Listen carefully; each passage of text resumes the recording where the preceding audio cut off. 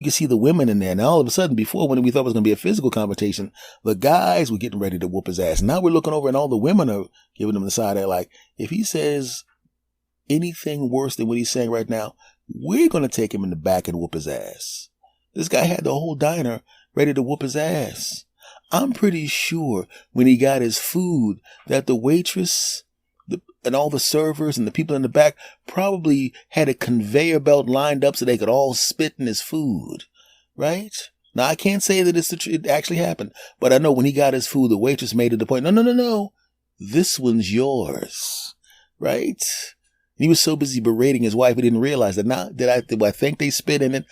I'm just kidding about that, but it would not surprise me because she was emphatic about going, no, this one's yours. And you could see the pain on her face. And he was so focused on being mean to her that he didn't realize what was going on around him. Everybody was looking at him like he was a piece of crap, but his wife noticed. And the pain that was on her face because of the person that she loved, the person she chose to spend her life with, was being so mean to her, being so disgusting to her, saying such mean and nasty things in a barrage. And now she's very subtly started to notice that everyone else noticed. So now you see pain on her face, and looking in the glass at her reflection, you can not only see pain, but you can now also see embarrassment. You could tell that this wasn't the first time that this guy had gone over the top with his words. You don't go from 0 to 600 that fast.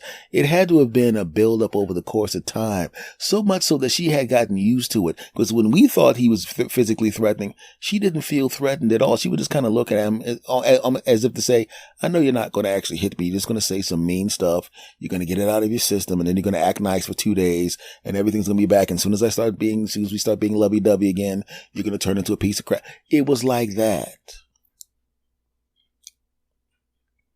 But then the guy just said something, and I can't, even though I don't mind cursing on this podcast, I'm not going to say what this person said. But he said something, and the people that were close by, you could hear them go, oh, like that.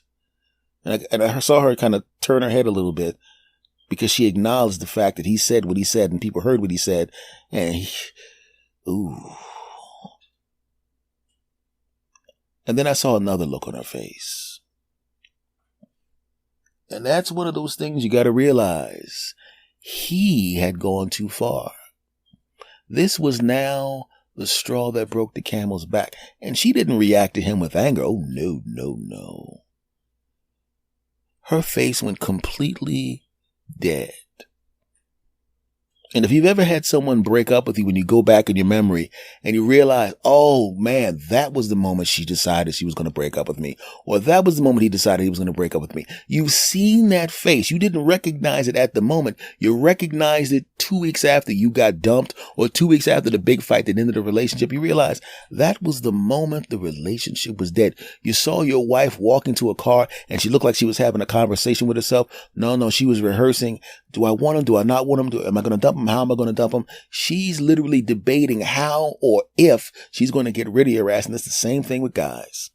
He's in the car practicing. Do I want to be with her? Should I divorce her? Do I want to be with her? And if I decide to drop her, how am I going to do it? They're having that debate. You don't realize there's a trial going on. There's a trial. The trial of whether they're going to be with you or not. And when that face is on, the verdict has come in.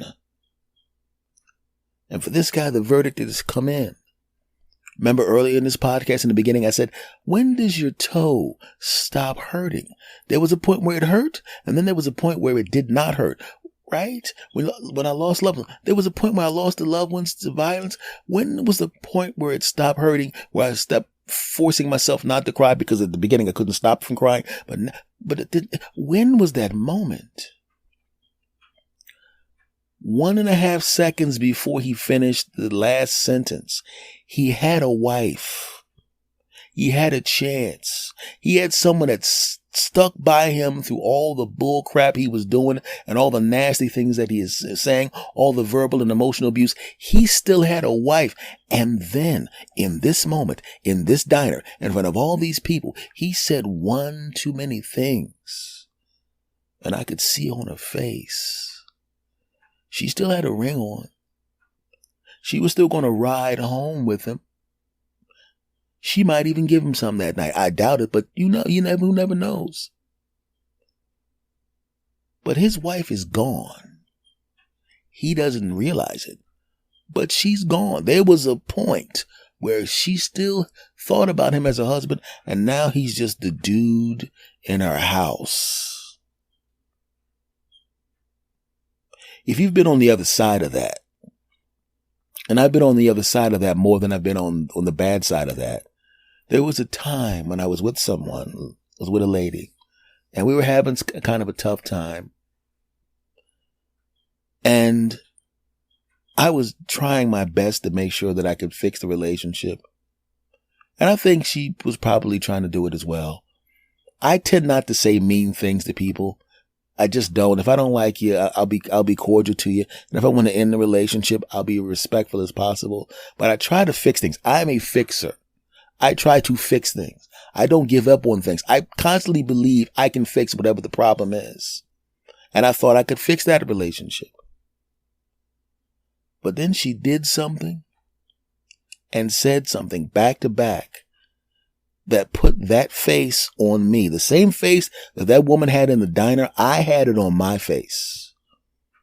I know what it looks like when you look in the mirror and the twinkle in your eyes is gone. You can see when the twinkle in somebody else's eyes is gone, and you can feel when the twinkle in your eyes is gone. She did something and said something. Okay, so I'm not going to say what it was because I don't want to identify this person. And we went back to her place.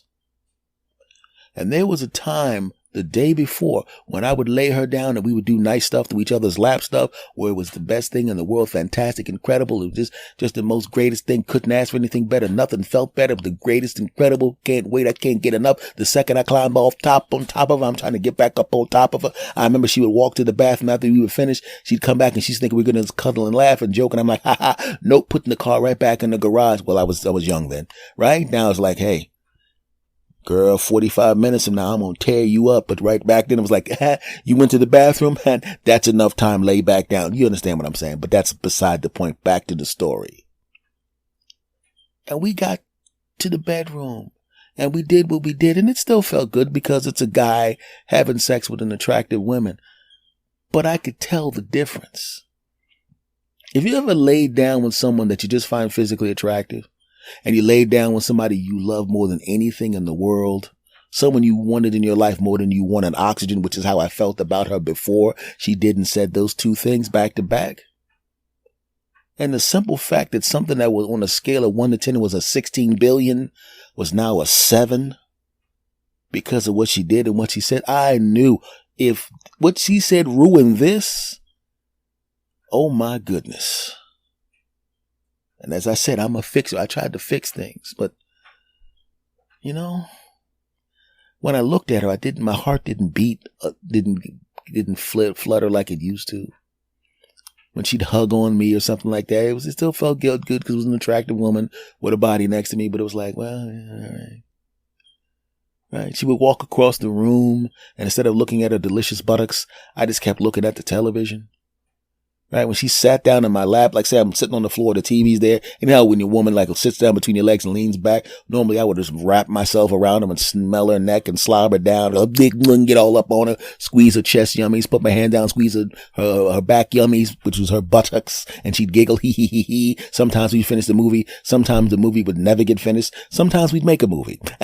Moving on. Don't judge me. Shut up. But it was different. There was a moment where I loved this woman more than anything in the world. And at some point in the evening, after she did that thing and said that thing, I just didn't feel it anymore.